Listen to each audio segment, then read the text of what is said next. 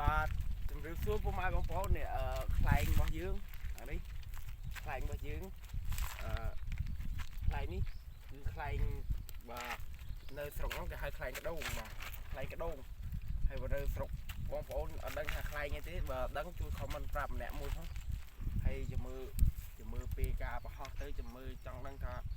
វាហោះចាំមើលចាំទស្សនារបស់គ្នាវាជ្រួញកាយឆ្នៃវាបងបាទ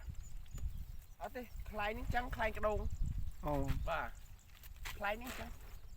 អត់និយាយរំទៅអត់មានកតុយក៏ហោះមានកតុយក៏ហោះចាំមើលចាំការទស្សនាពេលបរហោះបាទឥឡូវយើងវារៀងស្ងាត់ខ្យល់តិចអីវារៀងស្ងាត់ខ្យល់ហើយយើងអត់តបរហោះទេចាំពេលមកបន្តិចទៀតចោលឡើងមកយើងបរហោះបានហើយបាទសម្រាប់ខ្លែងនេះវិញគឺខ្លែងការ៉ុងកបាទប៉ុន្តែខ្លែងនេះគូជន់ដាច់អាយ៉ាយាយអស់ហើយគូមកល្ងាចមិញវាចង់និយាយថាវាស៊ីស្មៅផងវាស៊ី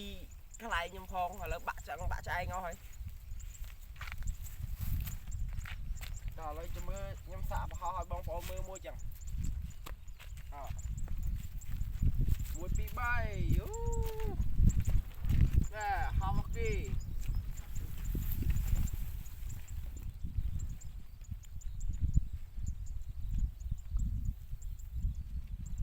អានេះអត់ខ្យល់អាចធ្លាក់ហ្មងនេះ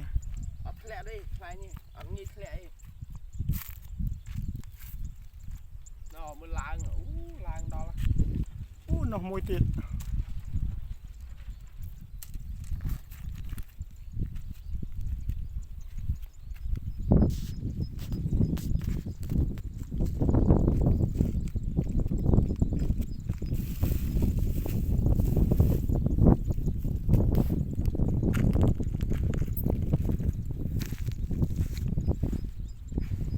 បាទលើ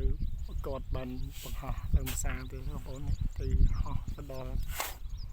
វែងខ្ពស់មែនតែនតែម្ដង